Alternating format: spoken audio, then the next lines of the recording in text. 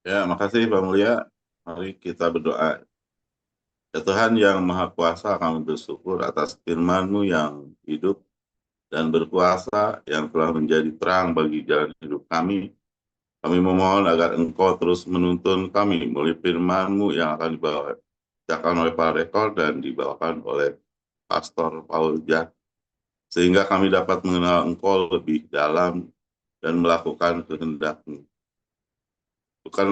Bukalah hati kami untuk menerima firman-Mu dengan rendah hati. Biarlah kami Berilah kami kebijaksanaan untuk memahami makna firman-Mu dan kekuatan untuk menerapkan dalam kehidupan kami sehari-hari. Biarlah firman-Mu menjadi pedoman bagi kami, cahaya di tengah kegelapan dan kekuatan bagi kami untuk menghadapi setiap rintangan hidup. Jadikanlah firman-Mu sebagai dasar bagi setiap keputusan dan tindakan yang kami ambil. Kami memohon agar firman-Mu terus menjadi rema, bekerja dalam hati kami, mentransformasi kami menjadi serupa dengan Engkau. Amin. Terima kasih, Pak Mulia. Amin. Terima kasih Pak Siliwangi. Mari saudara kita mendengarkan pembacaan firman Tuhan yang dimulai dari Ibu Nerliana. Dipersilakan untuk para lektor.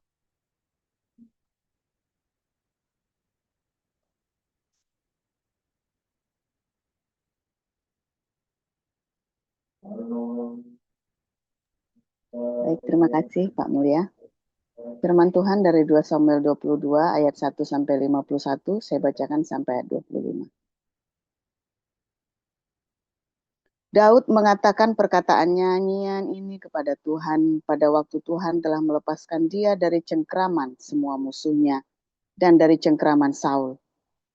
Ia berkata, "Ya Tuhan, bukit batuku, kubu pertahananku, dan penyelamatku, Allahku, gunung batuku, tempat aku berlindung, perisaiku, tanduk keselamatanku, kota bentengku, tempat pelarianku, juru selamatku.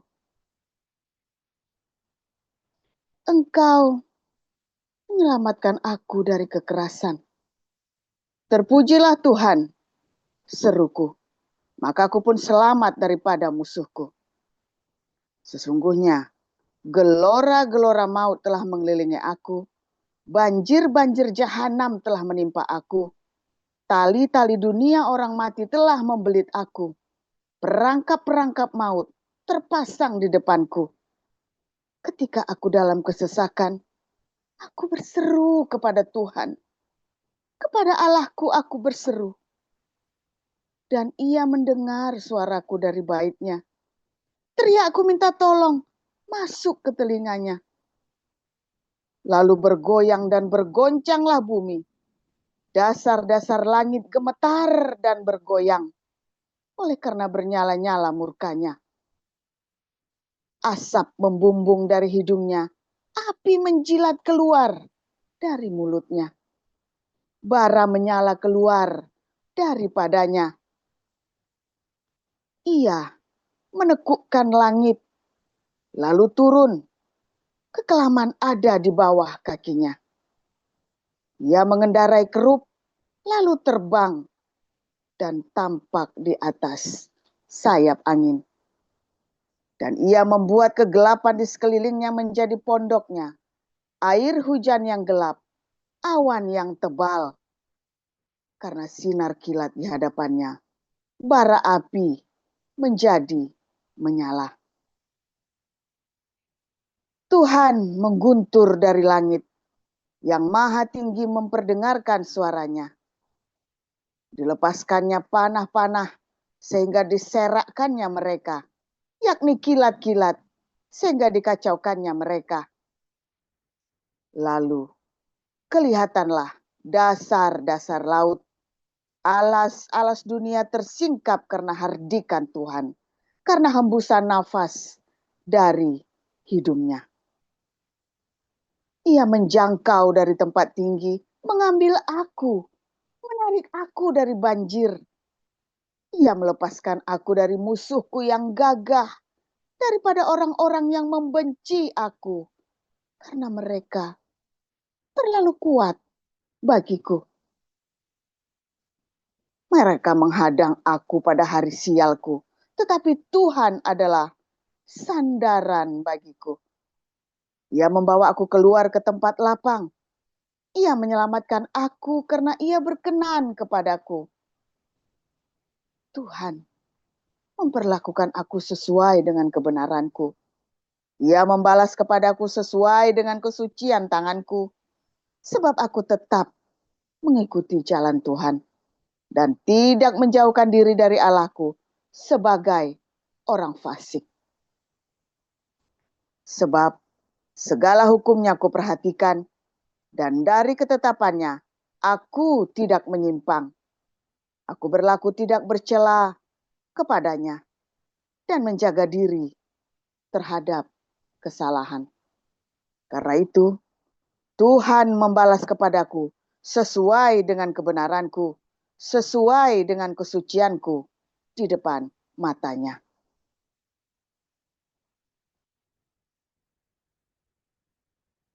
Terhadap orang yang setia, engkau berlaku setia.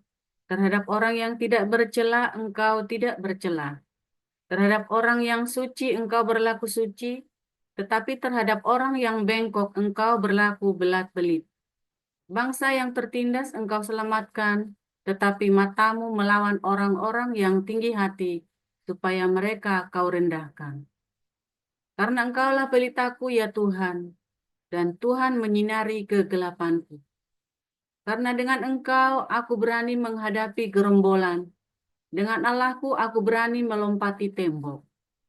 Adapun Allah jalannya sempurna, sabda Tuhan itu murni. Dia menjadi perisai bagi semua orang yang berlindung padanya. Sebab siapakah Allah selain dari Tuhan? Dan siapakah gunung batu selain dari Allah kita? Allah, Dialah yang menjadi tempat pengungsianku, yang kuat dan membuat jalanku rata, yang membuat kakiku seperti rusa. Yang membuat kakiku seperti kaki rusa dan membuat aku berdiri di bukit, yang mengajar tanganku berperang, sehingga lenganku dapat melengkungkan busur tembaga. Juga kau berikan kepadaku perisai keselamatanmu, dan kebaikanmu telah membuat aku besar. Kau berikan tempat lapang untukku, langkahku, dan mata kakiku tidak goyah. Aku mengejar musuhku sampai mereka kau punahkan, dan tidak berbalik sebelum mereka aku habiskan. Aku menghabiskan dan meremukkan mereka, sehingga mereka tidak bangkit lagi, dan mereka rebah di bawah kakiku. Engkau telah mengikat pinggangku dengan keperkasaan untuk berperang. Engkau tundukkan ke bawah kuasaku orang yang bangkit melawan aku. Kau buat musuhku lari daripadaku, orang-orang yang membenci aku, mereka aku binasakan. Mereka berteriak minta tolong, tetapi tidak ada yang menyelamatkan. Mereka berteriak kepada Tuhan, tetapi Ia tidak menjawab mereka. Aku menggiling mereka dengan halus-halus seperti debu tanah. Aku menumbuk mereka dan menginjak-injak mereka seperti lumpur di jalan. Dan engkau meluputkan aku dari perbantahan bangsaku. Engkau memelihara aku sebagai kepala atas bangsa-bangsa, bangsa yang tidak kukenal menjadi hambaku. Orang-orang asing tunduk menjilat kepadaku. Baru saja telinga mereka mendengar, mereka taat kepadaku. Orang-orang asing pucat layu dan keluar dari kota kubunya dengan gemetar. Tuhan hidup, berpujilah gunung batuku, dan ditinggikanlah kiranya Allah gunung batu keselamatanku. Allah yang telah mengadakan pembalasan bagiku, yang telah membawa bangsa-bangsa ke bawah kuasaku, dan yang telah membebaskan aku daripada musuhku. Dan engkau telah meninggikan aku mengatasi mereka yang bangkit melawan aku. Engkau telah melepaskan aku dari panah penindas. Sebab itu, aku mau menyanyikan syukur bagimu ya Tuhan, di antara bangsa-bangsa, dan aku mau menyanyikan mazmur bagimu. Ulang.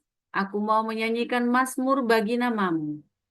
Ia mengaruniakan keselamatan yang besar kepada raja yang diangkatnya dan menunjukkan kasih setia kepada orang yang diurapinya, kepada Daud dan anak cucunya untuk selamanya.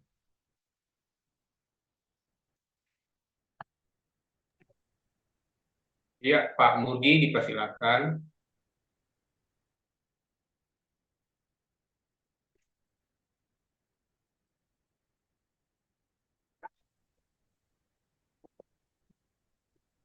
Kami lanjutkan dari Galatia 6. Saudara-saudara, kalaupun seorang kedapatan melakukan sesuatu pelanggaran, maka kamu yang rohani harus memimpin orang itu ke jalan yang benar dalam roh lemah lembut, sambil menjaga dirimu sendiri, supaya kamu juga jangan kena pencobaan. Bertolong-tolonglah menanggung bebanmu, demikianlah kamu memenuhi hukum Kristus. Sebab kalau seorang menyangka bahwa ia berarti, padahal ia sama sekali tidak berarti, ia menipu dirinya sendiri. Baiklah, tiap-tiap orang menguji pekerjaannya sendiri, maka ia boleh bermegah melihat keadaannya sendiri dan bukan melihat keadaan orang lain. Sebab tiap-tiap orang akan memikul tanggungannya sendiri, dan baiklah dia yang menerima pengajaran dalam firman membagi segala sesuatu yang ada padanya dengan orang yang memberikan pengajaran itu.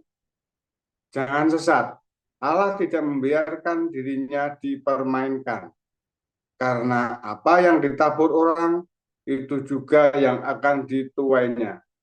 Sebab barang siapa menabur dalam dagingnya, ia akan menuai kebinasaan dari dagingnya. Tetapi barang siapa menabur dalam roh, ia akan menuai hidup yang kekal dari roh itu. Janganlah kita jemu-jemu berbuat baik, karena apabila sudah datang waktunya, kita akan menuai. Jika kita tidak menjadi lemah, karena itu selama masih ada kesempatan bagi kita, marilah kita berbuat baik kepada semua orang, tetapi terutama kepada kawan-kawan kita seiman. Lihatlah bagaimana besarnya huruf-huruf yang kutulis kepadamu dengan tanganku sendiri. Mereka yang secara lahiriah suka menonjolkan diri, merekalah yang berusaha memaksa kamu untuk bersunat hanya dengan maksud supaya mereka tidak dianiaya karena salib Kristus. Sebab mereka yang menyunatkan dirinya pun tidak memelihara hukum Taurat. Tetapi mereka menghendaki supaya kamu menyunatkan diri, agar mereka dapat bermegah atas keadaanmu yang lahiriah. Tetapi aku sekali-kali tidak mau bermegah selain dalam salib Tuhan kita Yesus Kristus, sebab olehnya dunia telah disalibkan bagiku dan aku bagi dunia. Sebab bersunat atau tidak bersunat tidak ada artinya, tetapi menjadi ciptaan baru, itulah yang ada artinya. Dan semua orang yang memberi dirinya dipimpin oleh patokan ini, turunlah kiranya damai sejahtera dan rahmat atas mereka dan atas Israel milik Tuhan. Selanjutnya, janganlah ada orang yang menyusahkan aku, karena pada tubuhku ada tanda-tanda milik Yesus. Kasih karunia Tuhan kita, Yesus Kristus, menyertai rohmu, menyertai roh kamu, saudara-saudara. Amin. Demikian firman Tuhan. Terima kasih untuk para lektor, Ibu Nerliana, Bu Rusnababan, dan Pak Murdiono yang telah membacakan firman Tuhan pada kesempatan ini. Sebelum masuk ke renungan firman Tuhan, Ibu Ana atau Pastor Paul mohon menjadikan Ibu Lusisiana jadi co-host. Terima kasih, Bu, Pak Pastor. Ya, baiklah Bapak Ibu Saudara, kita akan memasuki renungan firman Tuhan yang akan dibawakan oleh hambanya pada pagi hari ini, Pastor Paul, dengan judul Pengalaman Bersama Jibril. Luar biasa judulnya pada kesempatan ini Saudara. Jadi mari kita dengarkan langsung dari Pastor Paul, seperti apa sih pengalaman beliau bersama Jibril itu. Ini saya sudah tidak sabar lagi menantikan. Iya, Pastor, silakan.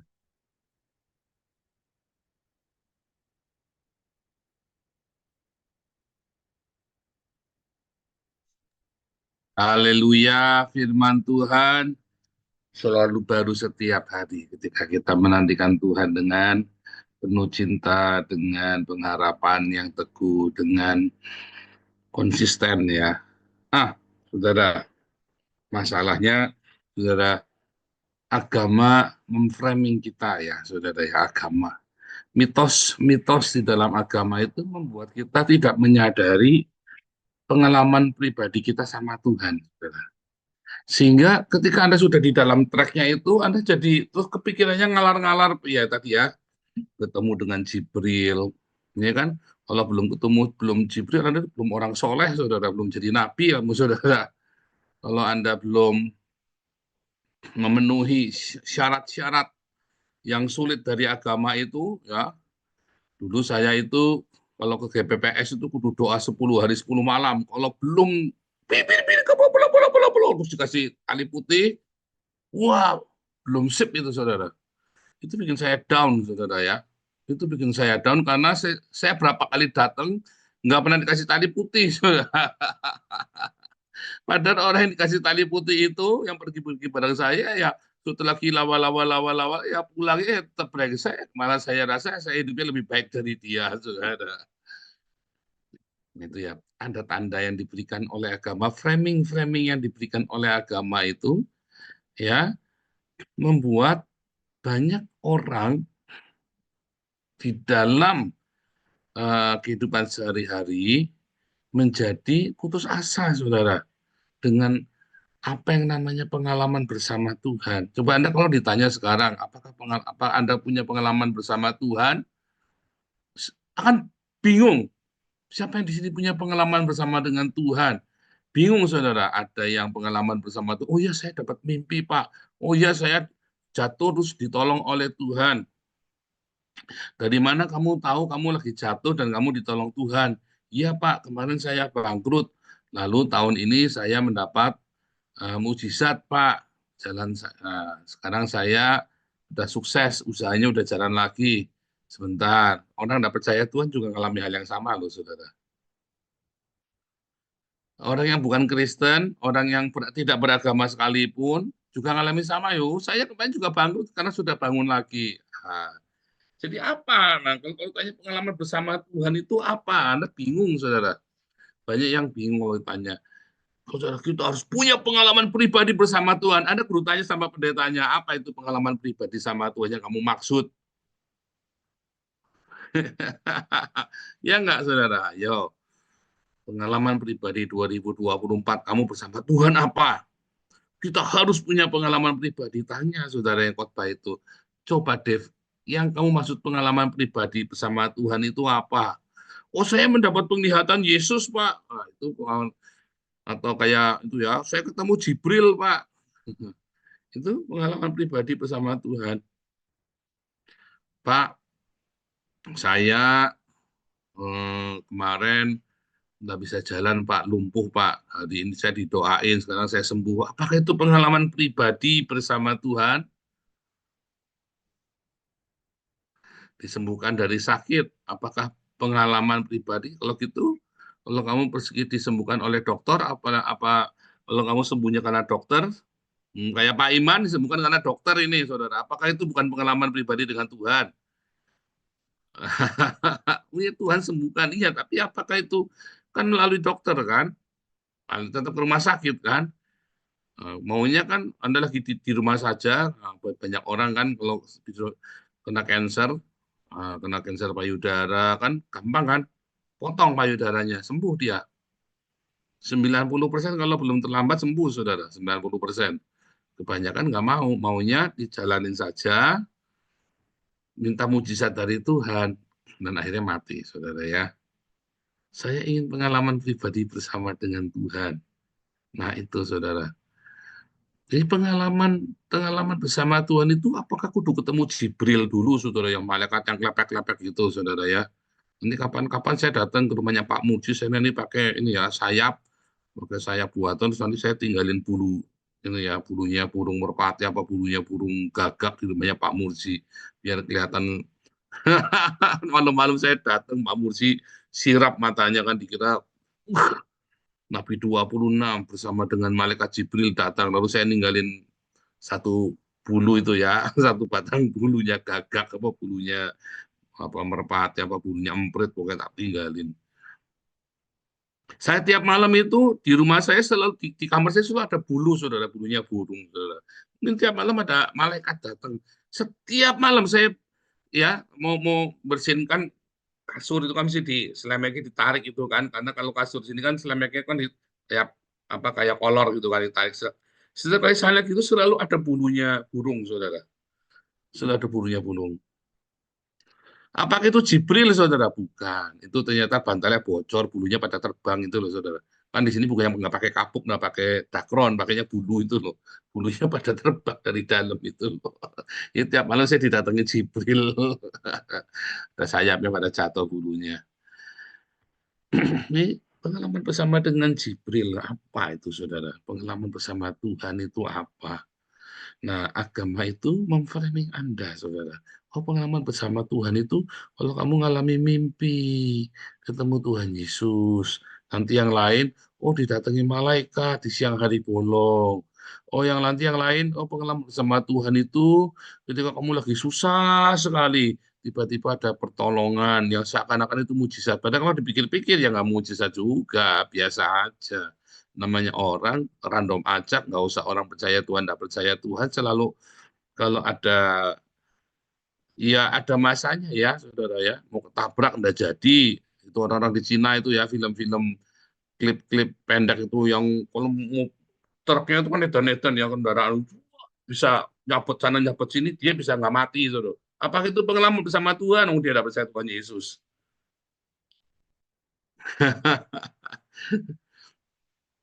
Saudara, kita harus belajar, saudara ya.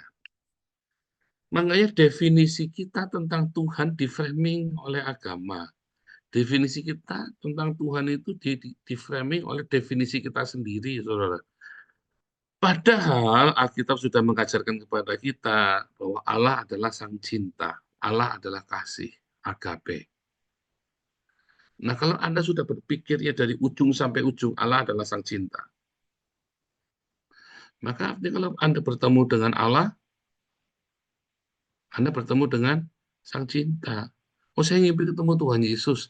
Tetapi kamu tidak membuat hidupmu menjadi penuh dengan cinta. Kamu ya cuma mimpi. Itu bukan pengalaman pribadi dengan Tuhan, itu mimpi. Oh, saya di dalam mimpi itu saya melihat malaikat tinggi besar ini mau menyelamatkan saya. Wah, kamu bersuka cita karena kamu merasa bahwa itu pengalaman dengan Tuhan. Bukan, itu mimpi, cuma mimpi. Cuma mimpi, saudara. Pengalaman dengan Tuhan adalah pengalaman dengan sang cinta, saudara. Jadi mau kamu ngimpi Tuhan, ngimpi yang sesuatu yang mistis, mimpi sesuatu yang mau Tuhan lah, malaikat lah, genderu apa segala macam. Pokoknya yang namanya pengalaman dengan Tuhan sebetulnya adalah pengalaman dengan sang cinta. Ketika kamu hidup di dalam cinta, di dalam kebaikan dari cinta, di dalam buah dari cinta, jalannya cinta, itu namanya pengalaman dengan Tuhan. Nggak usah Anda pakai supranatural. Anda ngejarnya supranatural. Kenapa? Di framing sama agama. Karena Anda juga di Indonesia. Ya kan? Harus yang begitu, yang supranatural. Padahal pengalaman dengan Tuhan itu adalah simpel, saudara.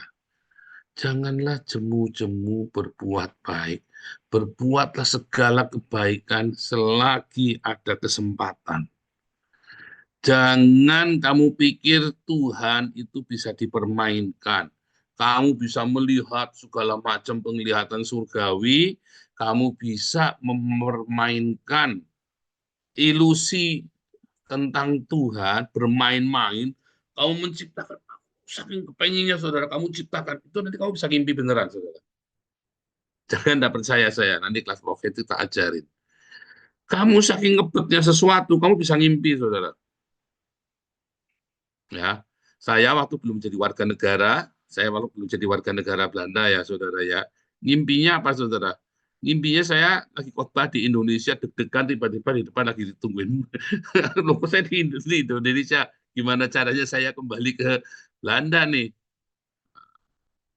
Ya kan? Mimpi itu bisa kamu ciptakan dari alam bawah sadarmu, bisa kamu paksa loh, saudara. Oh. Saya kalau lagi ngimpi, saudara ya, kalau dulu mimpi itu tak terkendali. Tetapi setelah saya makin ya mungkin ya, kalau saya ngimpi, aku misalnya saya berkelahi kalah, saudara ya. Terus saya bangun kan nggak enak berkelahi, gebukin itu kan nggak enak, saudara. Kita jadi pecundungan. Saya melek begitu ya. Terus saya tidur lagi, saudara. Tak terusin mimpinya, tak bayangin sekarang saya yang menang. Kamu mau coba boleh, saudara ya. Nanti kalau mau coba boleh tuh. Saya menang, saya gebukin itu orang dalam setengah sadar itu saya membayangkan secara aktif saya gebuki orang yang tadi gebukin saya, saudara. Tak kejar sampai saya les sampai di batas remnya itu sampai saya lelap. Dan itu nanti mimpinya paginya itu saya bangunnya pulas sukacita, saudara. Lega. Saya gebuki orang yang tadi gebukin saya. Kamu kalau bangun tidur digebuki orang, mimpinya kan enak. Ya enggak? Ayo, setuju aja. Atau Anda bangun tidur, tiba-tiba Anda merasa anakmu direbut dari tanganmu, apa suamimu direbut dari tanganmu. Karena dalam mimpi itu, waktu terus bangun gitu, Anda merem lagi, saudara. Oh, ini pertanda apa ya? Kamu seharian terus kepengaruh, ini pertanda apa ya? Kan goblok kamu, saudara. Di-framing oleh mimpimu. Kamu di-framing oleh mimpimu sendiri. Tidak semua mimpi. 99,99% mimpimu itu adalah hanya mimpi, saudara. Dan itu bisa terjadi kalau kamu percaya dengan mimpimu. Kalau kamu tidak percaya dengan mimpimu, ya tidak akan terjadi. Coba deh kalau tidak percaya deh. Tapi kamu bisa menggunakan mimpimu sebagai pertanda. Makanya ikuti kelas profetik ya. Ikutin, saudara, bagaimana kamu bisa menggunakan mimpi itu sebagai penanda dalam hidupmu. Tapi jangan sampai mimpi itu memframing hidupmu, saudara. Saya kalau mimpi sesuatu 3 kali, saudara, pasti terjadi. Pasti terjadi, tetapi saya tidak mau di-framing oleh mimpi itu. Ada mimpi yang 3 kali, saya ngimpi sampai 3 kali, 4 kali, 5 kali, 6 kali, yang nggak terjadi. Kenapa? Saya nggak mau, saya tolak.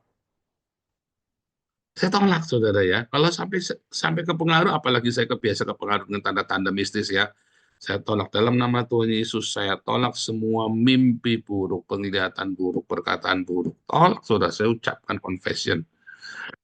Nah, nanti diajarin kelas profetik.